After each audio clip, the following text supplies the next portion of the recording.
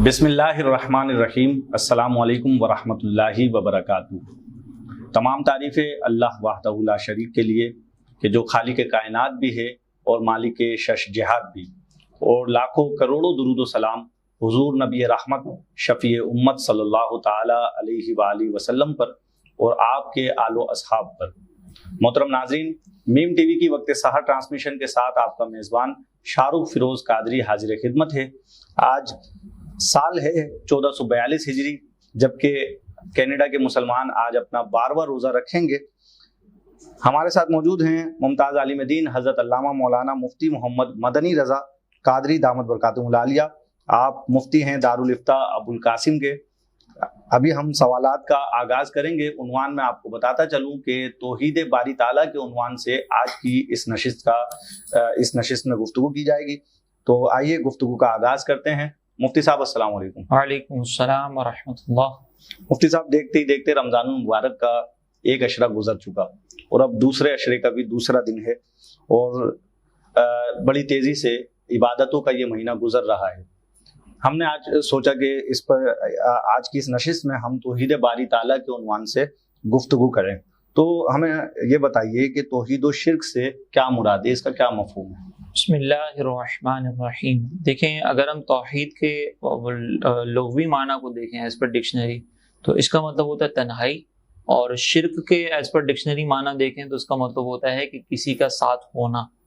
और अगर हम शरई एतबार से देखें तो तौहीद का मतलब ये होता है कि अल्लाह तबारक व तआला अपनी ज़ात, अपनी सिफ़ात, अपने अस्मा में तन्हा है, उसकी जैसा कोई नहीं। लैसा कमिस्लिही शैउन, उसकी मिसल कोई ज़ात नहीं।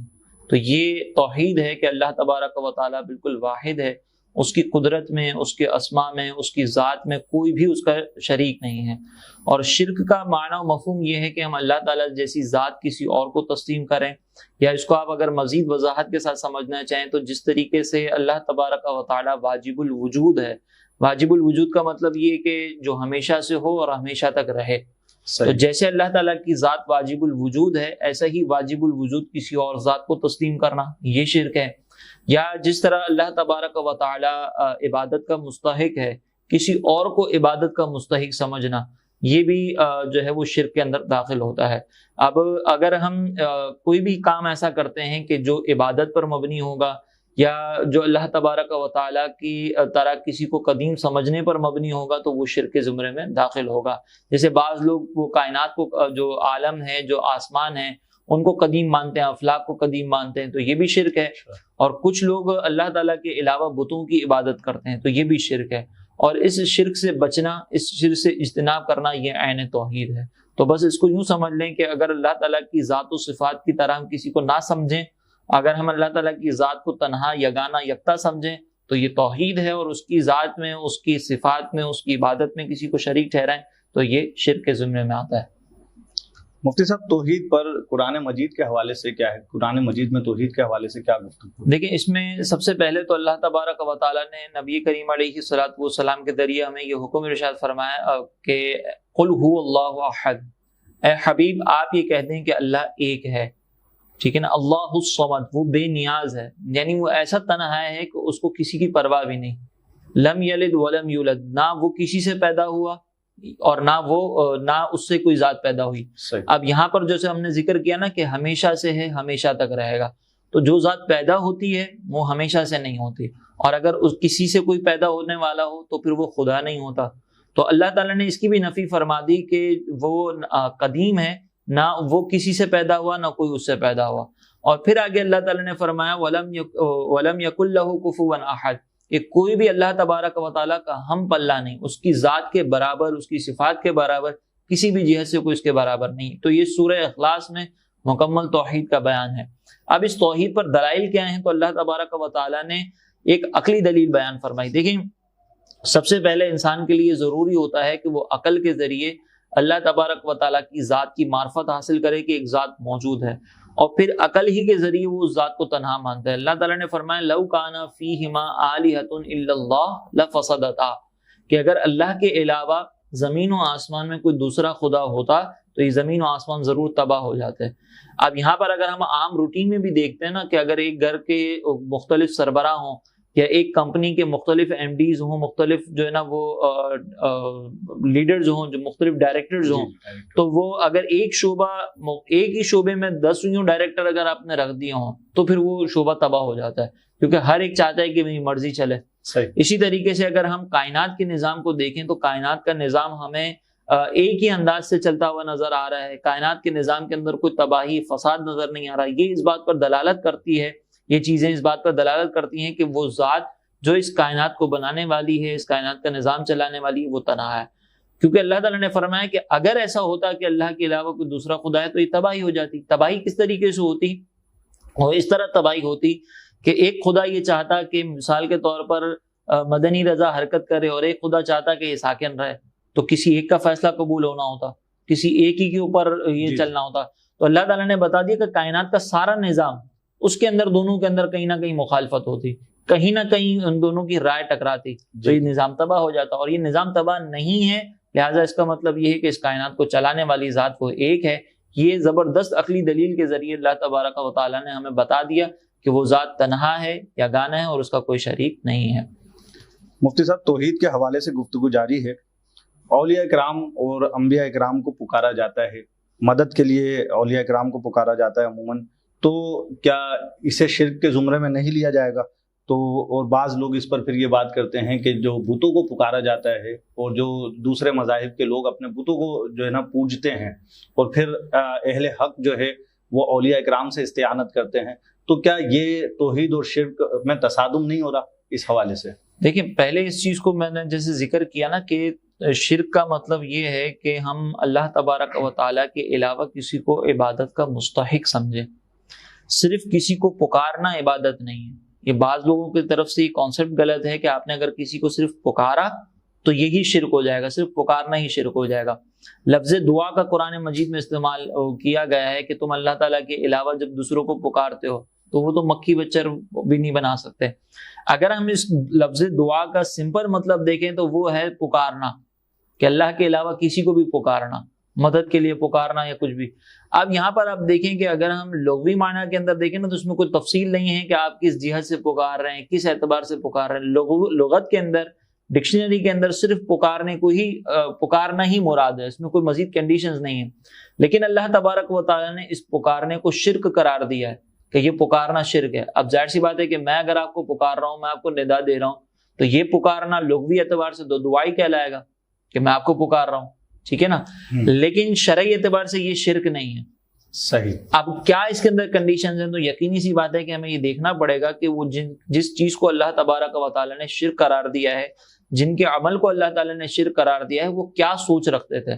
تو جو بتوں کو پوجنے والے ہیں، بتوں کو پکارنے والے ہیں، وہ بتوں کو خدا سمجھتے تھے.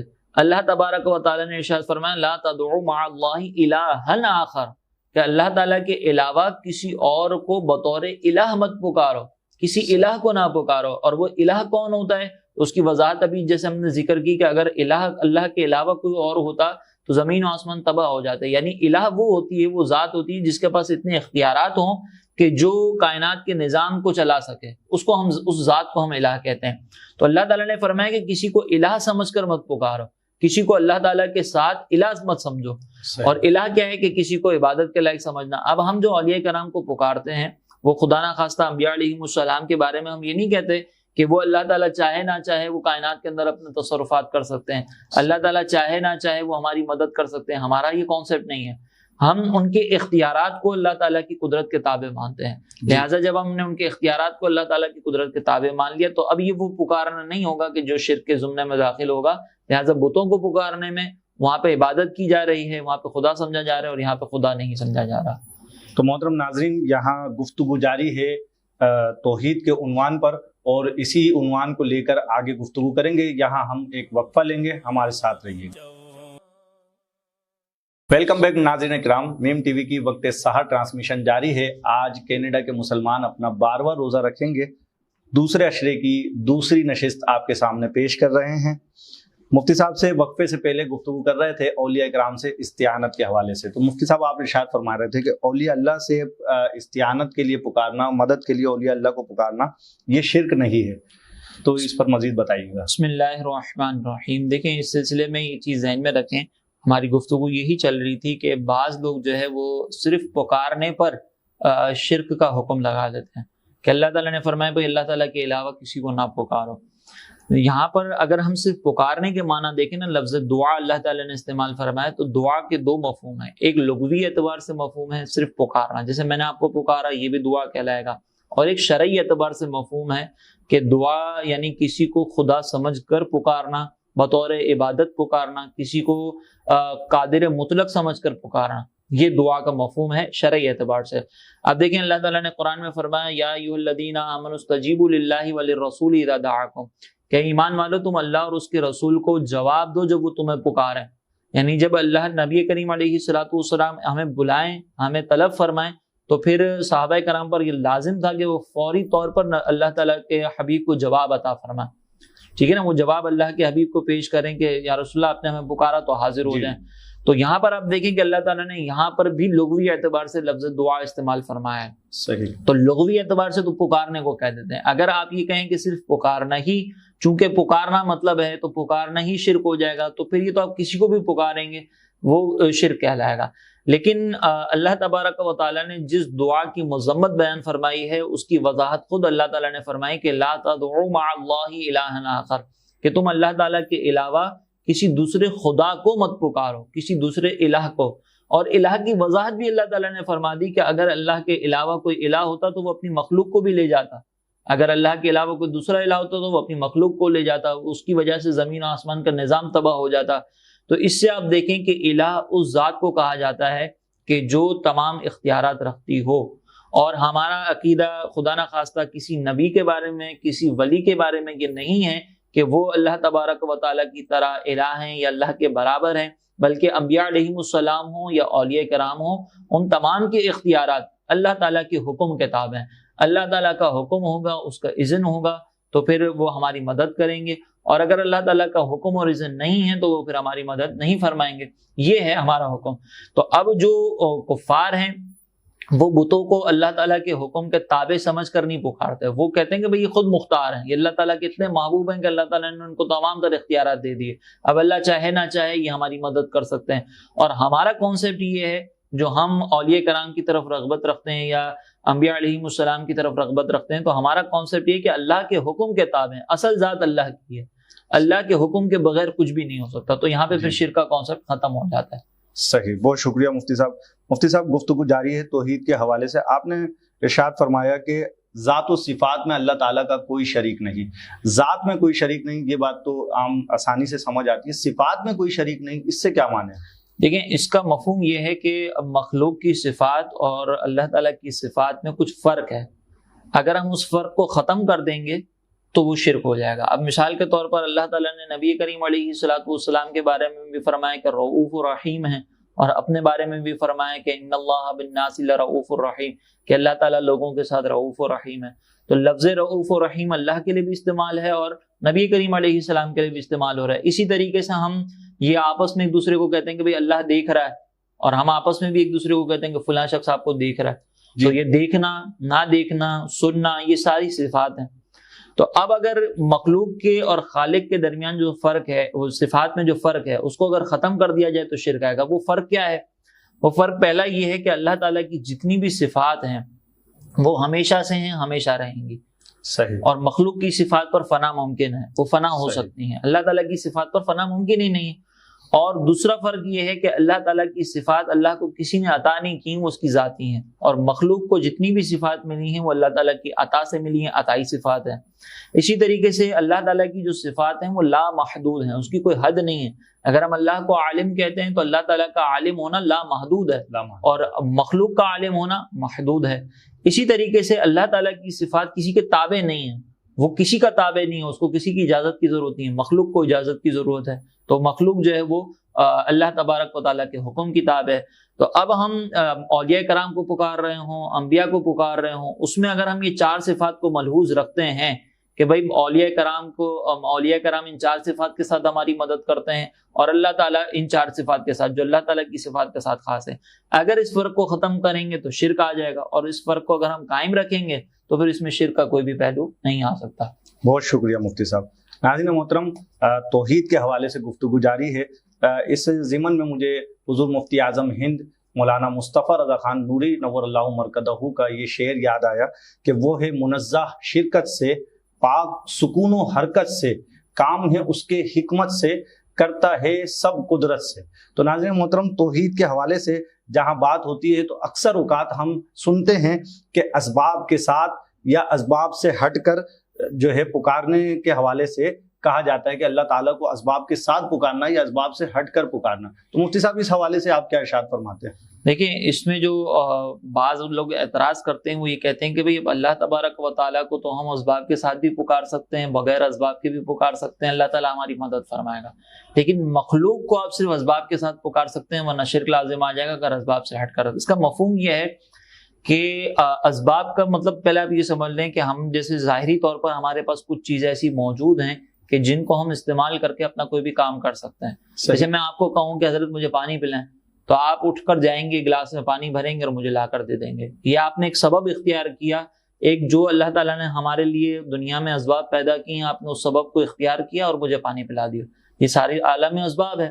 ہمیں رزق حاصل کرنا ہوتا ہے تو وہ ڈائریکٹ نہیں آتا، بلکہ ہم اسباب اختیار کرتے ہیں۔ ہم ایک سبب کو اختیار کرتے ہیں کہ پہلے نوکری تلاش ہوتی ہے، وہاں پہ محنت ہوتی ہے، یا کاروبار کے لیے محنت ہوتی ہے، پھر اس کے نتیجے میں ہمیں مال ملتا ہے، تو یہ ایک سبب ہم نے اختیار کیا۔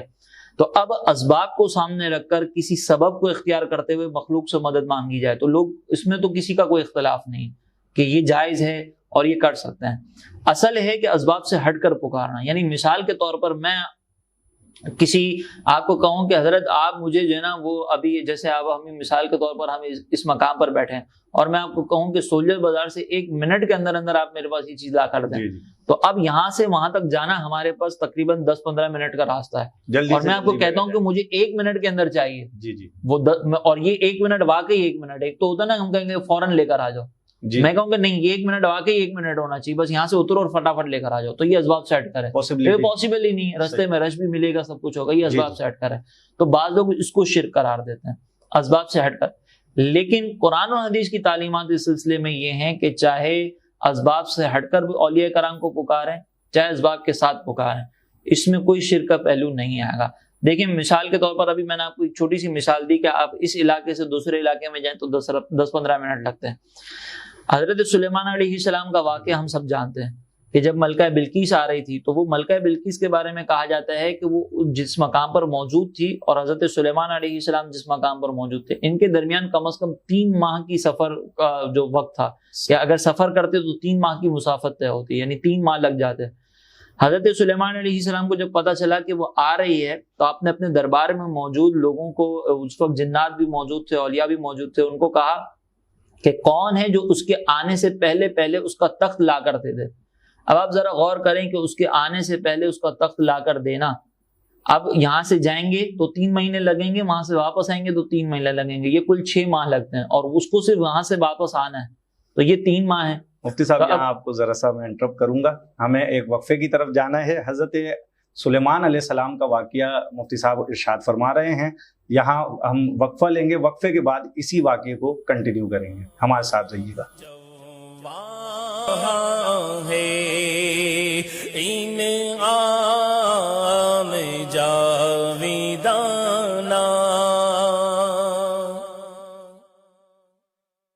ویلکم بیک ناظرین کرام، میم ٹی وی کی وقت سحر ٹرانسمیشن جاری ہے، اور یہاں بڑے ہی خوبصورت عنوان پر توحید کے حوالے سے گفتگو ہو رہی تھی۔ مفتی صاحب ارشاد فرما رہے تھے، حضرت سلیمان علیہ السلام کا قصہ جاری تھا، آئیے وہیں سے کنٹینیو کرتے ہیں۔ بسم اللہ الرحمن الرحیم۔ ہماری اس سلسلے میں یہ گفتگو ہو رہی تھی کہ جب ہم کسی کو اسباب سے ہٹ کر پکارتے ہیں تو کیا یہ شرک ہے یا نہیں۔ تو اس میں آپ دیکھیں کہ حضرت سلیمان علیہ السلام کو جب یہ معلوم ہوا کہ ملکہ آ رہی ہے تو آپ نے اپنے دربار میں موجود جتنے جنات تھے، جتنے اولیاء کرام تھے، ان سب کو ندا کی کہ کون ہے جو اس کے آنے سے پہلے تخت لا کرتے تھے۔ اب وہ آ رہی ہے، اس کا صرف آنے کا سفر ہے تو اس کو تو 3 مہینے میں پہنچنا ہے۔ یہاں حضرت سلیمان علیہ السلام کا مطالبہ ہے کہ اس سے پہلے، یعنی اب اگر آپ اسباب کو دیکھیں تو 3 مہینے جانے میں لگتے ہیں اور 3 مہینے آنے میں لگیں گے، تو 6 ماہ کا وقت لگنا تھا اور اس کو 3 ماہ کا لگنا ہے۔ تو یہ پہلی ہی جو مطالبہ ہے نا، یہ اسباب سے ہٹ کر ہے، پہلا ہی مطالبہ۔ جی بالکل، کیونکہ اسباب سے تو 6 مہینے لگنے تھے۔ جی تو ایک جن وہاں پہ کھڑا ہوا، اس نے کہا کہ حضرت میں آپ کے پاس وہ تخت جو ہے وہ آپ کی مجلس ختم ہونے سے پہلے پہلے لا کے دے دوں گا، ایک دن کے اندر۔ اچھا، اب ہو سکتا ہے کہ اللہ تعالیٰ کے انبیاء علیہ السلام پر یہ لازم ہوتا ہے، جو نبی ہوتا ہے ان پر یہ لازم ہوتا ہے کہ ان کے سامنے اگر کوئی غلط بات کی جائے تو وہ فوراً اس کا رد کر دیں۔ تو یہاں پر حضرت سلیمان علیہ السلام اگر اسباب سے ہٹ کر مطالبہ غلط ہوتا تو پہلے تو حضرت سلیمان علیہ السلام یہ مطالبہ نہ کرتے۔ صحیح بات۔ چلیں، جن نے یہ دعویٰ کر دیا کہ میں ایک دن کے اندر لے کر آ جاؤں گا، جی تو اس کو پھر رد کر دینا چاہیے تھا، لیکن حضرت سلیمان علیہ السلام نے فرمایا کہ مجھے تو اس سے بھی پہلے چاہیے، یعنی ایک دن کا دعویٰ کرنا یہ بھی اسباب سے ہٹ کر، اور پھر اس پر مزید مطالبہ کہ مجھے اس سے بھی پہلے چاہیے، یہ بھی اسباب سے ہٹ کر۔ جی۔ اب وہاں پر کوئی جن نہیں ہے، بلکہ ایک اللہ کے ولی عاصم بن برقیہ وہاں پر موجود ہوتے ہیں، وہ یہ کہتے ہیں کہ میں آپ کے پاس آپ کی پلک جھپکنے سے پہلے لے کر آؤں گا، جی جی، اور پھر وہ فٹافٹ لے کر آ جاتے ہیں۔ صحیح۔ تو اب آپ ذرا دیکھیں کہ یہ جو فوری طور پر لے کر آنا اور پلک جھپکنے سے پہلے لے کر آ جانا، تو حضرت سلیمان علیہ السلام کا مطالبہ یہ بھی شرک ہونا چاہیے تھا اگر اسباب سے ہٹ کر ہو تو، لیکن یہ مطالبہ کر رہے ہیں تو اس کا مطلب یہ شرک نہیں ہے۔ اللہ تعالیٰ نے قرآن میں بیان فرمایا تو یہ شرک نہیں ہے، حضرت عاصم بن برقیہ لے کر آ گئے تو یہ بھی شرک نہیں ہے۔ اب یہ اولیاء کرام اسباب سے ہٹ کر مدد کیسے کرتے ہیں، تو اس کی وضاحت خود حدیث مبارکہ میں موجود ہے۔ اس آیت مقدسہ کے تحت امام راضی نے بہترین بات بیان فرمائی کہ حدیث مبارکہ جو حدیث قدسی ہے اس کو نقل فرمایا کہ اللہ تعالیٰ نے فرماتا ہے، نبی کریم علیہ السلام نے فرمایا کہ اللہ فرماتا ہے کہ جس نے میرے ولی سے عداوت کی اس نے مجھ سے عداوت، من عادى لي وليا آذنته بالحرب، کہ جس نے میرے ولی سے عداوت کی میں اس سے اعلان جنگ کرتا ہوں۔ کتنی زبردست۔ پھر اللہ تعالیٰ نے آگے مزید فرمایا کہ میرا بندہ فرائض کے ذریعے سب سے زیادہ میرا قرب پاتا ہے۔ صحیح۔ یعنی جب وہ فرائض کو اختیار کرتا ہے تو اللہ تعالیٰ کا قرب اس کو، اور پھر نوافل کے ذریعے وہ قرب پاتا چلا جاتا ہے۔ صحیح۔ اور پھر اس کے بعد اللہ تعالیٰ نے مزید فرمایا کہ جب وہ میرا قرب پا لیتا ہے تو میں اس کی آنکھیں ہو جاتا ہوں جس سے وہ دیکھتا ہے، اس کے کان ہو جاتا ہوں جس سے وہ سنتا ہے، اس کے ہاتھ ہو جاتا ہوں جس سے وہ پکڑتا ہے، اس کے پیر ہو جاتا ہوں جس سے وہ چلتا ہے۔ پھر میرا بندہ مجھ سے جو مانگتا ہے میں اسے ضرور ضرور عطا کرتا ہوں، اور جس چیز سے وہ پناہ طلب کرتا ہے میں اسے ضرور ضرور پناہ دیتا ہوں۔ اب اس کے تحت امام راضی لکھتے ہیں کہ جب اللہ تبارک و تعالیٰ اس کے کان ہو جانے کا مطلب یہ کہ اللہ تعالیٰ اس کے کانوں میں طاقت دے دیتا ہے، اس کی سماعت میں طاقت دے دیتا ہے۔ تو امام راضی فرماتے ہیں کہ جب اس طرح کا معاملہ ہو جاتا ہے تو پھر اللہ کے ولی کے لیے دور اور نزدیک سب برابر ہو جاتا ہے، اور جب سب برابر ہو جاتا ہے دور و نزدیک تو پھر وہ ہمارے لیے ہماری پکار بھی سن سکتے ہیں، ہماری بات بھی سن سکتے ہیں، اور در حقیقت وہ اپنی قوت سے نہیں سن رہے بلکہ اللہ تبارک و تعالیٰ نے جو ان کو قوت دی ہے، اللہ تعالیٰ نے جو ان کو قوت سماعت دی ہے، جو قوت بصارت دی ہے، اس کے ذریعے وہ سنتے ہیں، اس کے ذریعے وہ دیکھتے ہیں، اس کے ذریعے وہ مدد کرتے ہیں۔ تو اولیاء کرام کو اسباب سے ہٹ کر پکاریں یا اسباب کے ساتھ پکاریں، یہ شرک نہیں ہے۔ اسباب کے ساتھ ہونا یا نہ ہونا یہ اصل میں شرک نہیں ہے، اصل یہ ہے کہ آپ کسی کو خدا سمجھ رہے ہیں۔ اب مثال کے طور پر ڈاکٹر کے پاس ہم جاتے ہیں، ڈاکٹر دوائی کے ذریعے ہمارا علاج کرتا ہے، تو آپ ذرا غور کریں کہ اگر کوئی ڈاکٹر کو یہ کہے کہ اللہ تعالیٰ چاہے نہ چاہے تم دوائی کے ذریعے میرا علاج کر دو، تم تو خدائی صفات رکھنے والے، تو کیا یہ شرک نہیں ہوگا؟ حالانکہ اسباب کے ساتھ پکارا جا رہا ہے نا۔ یہ شرک اس لیے ہو رہا ہے کیونکہ ڈاکٹر کو خدا سمجھ لیے، اور وہاں پر اسباب سے ہٹ کر پکارنے میں شرک اس لیے نہیں کیونکہ ہم ان کو خدا کے تابع سمجھ رہے ہیں، عبادت کا مستحق بھی نہیں سمجھ رہے، ان کے کامل اختیارات بھی نہیں سمجھ رہے جیسے بتوں والا سمجھتے ہیں۔ تو ان دونوں میں فرق ہے، اس کو تھوڑا سا جاننا بہت ضروری ہے، کیونکہ عوام کے سامنے اس طرح کی چیزوں کے ذریعے غلط کانسیپٹ بٹھائے جاتے ہیں، وسوسے ڈالے جاتے ہیں۔ اگر ہمارے ذہن میں یہ چیزیں موجود ہوں گی تو پھر ہم توحید اور شرک کے مفہوم کو صحیح سے سمجھ کر اپنی نسلوں کو بھی سکھا سکتے ہیں۔ جی بہت شکریہ مفتی صاحب۔ تو محترم ناظرین، فلسفہ توحید کو سمجھ رہے ہیں اور یہاں گفتگو مختلف عنوانات کی طرف جاتی جا رہی ہے، لیکن ایک سوال جو ہمارے ذہنوں میں رہتا ہے کہ شرک کی مذمت کی گئی ہے دین اسلام میں، تو یہ اس قدر کیوں مذموم ہے؟ دیکھیں، اللہ تبارک و تعالیٰ نے قرآن میں اس کے لیے فرمایا کہ ان الشرک لظلم عظیم، کہ شرک جو ہے وہ ظلم عظیم ہے۔ اسی طریقے سے ایک اور مقام پر فرمایا کہ اللہ تبارک و تعالیٰ جس گناہ کی چاہے معافی فرما دے گا، لیکن اگر کوئی شرک کرتے ہوئے مر گیا تو پھر اس کی کوئی معافی نہیں ہے، کوئی معافی نہیں، اس کی کوئی بھی معافی نہیں ہے۔ اس پر اتنی سختی اس لیے ہے کیونکہ دیکھیں کوئی بھی جو ہے نا اس بات کو گوارا نہیں کرتا، عام آدمی بھی، کہ اس کی ملکیت میں کوئی اور تصرف کر لے، ٹھیک ہے نا، اور اس کی اجازت کے بغیر تصرف کرے، کوئی بھی اس کو گوارا نہیں کرتا۔ پھر دوسری بات یہ کہ یہ جو شرک کی مذمت کی گئی ہے، اس سے اللہ تبارک و تعالیٰ اگر کوئی شرک کرتا ہے تو اللہ تعالیٰ کی ذات پہ تو کوئی فرق نہیں پڑتا۔ بعض لوگ اس پر یہ جو ایتھیزم کی طرف مائل ہوتے ہیں نا، ایتھیسٹ جو ہوتے ہیں، وہ یہ کہتے ہیں کہ بھئی اللہ تعالیٰ کو کیا ایسا تھا کہ عام آدمی تو وہ کہتا ہے کہ بھئی میرے ساتھ کوئی آئے گا تو کیا اللہ تعالیٰ معاذ اللہ عام آدمی کی طرح ہے؟ تو اللہ تعالیٰ عام آدمی کی طرح نہیں ہے.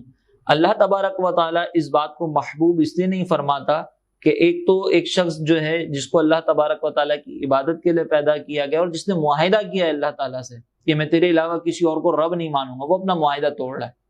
ٹھیک ہے نا. اس کی مذمت اصل میں یہ ہے کہ جب ہم عالم ارواح میں تھے تو ہم نے اللہ تعالیٰ سے وعدہ کیا تھا، اللہ تعالیٰ نے ہم سے فرمایا کہ میں تمہارا رب نہیں ہوں، تو ہم نے کہا کہ تو ہی ہمارا رب ہے. اب یہ معاہدہ ادھر آ کر ہم توڑ رہے ہیں.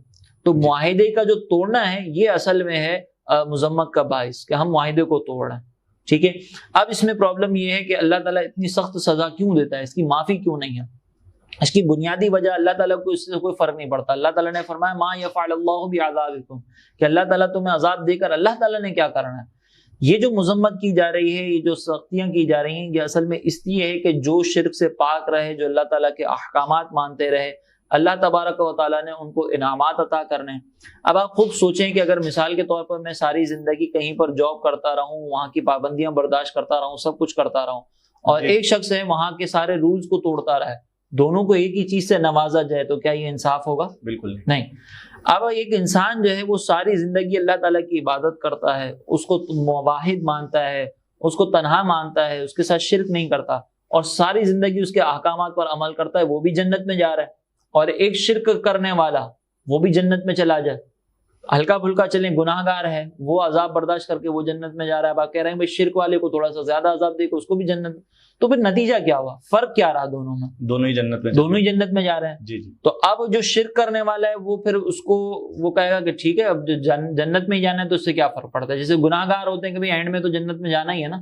تو اصل میں یہاں پر اللہ تعالیٰ کوئی خدا نخواستہ اپنے لیے بدلہ نہیں لے رہا عذاب دے کر، بلکہ یہ مذمت اس لیے ہے، اس پہ سختی اس لیے ہے شرک کے اوپر کہ جو توحید کو ماننے والا ہے اس کو راحت کا سامان پہنچانا ہے. اصل میں یہ در حقیقت توحید کے ماننے والوں کے لیے راحت ہے. اور دوسرا، ہم نے چونکہ اللہ تعالیٰ سے معاہدہ کیا تھا کہ ہم تجھے تنہا مانیں گے، تو ہمارا رب ہے، تو اس معاہدے کو توڑنے پر یہ اصول ہے، یہ ضابطہ ہے، اس کے مطابق ہم عمل کرتے ہیں، اور اس کی مذمت اس لیے بیان کی گئی ہے. بہت شکریہ مفتی صاحب. محترم ناظرین، ہم نے توحید باری تعالیٰ کے عنوان پر آج گفتگو کی. آج 12ویں نشست آپ نے ہماری وقت سحر ٹرانسمیشن کی ملاحظہ کی، مختلف باتیں اسی عنوان سے جڑ کر ہمارے سامنے آئیں، تو ہم بے حد مشکور ہیں حضرت علامہ مولانا مفتی مدنی رضا قادری دامت برکاتہم العالیہ کے کہ حضرت ہماری دعوت پر ہمارے اسٹوڈیو میں تشریف لائے. اس کے ساتھ ہی اپنے میزبان شاہ رخ فیروز قادری کو دیجیے اجازت. السلام علیکم ورحمۃ اللہ وبرکاتہ.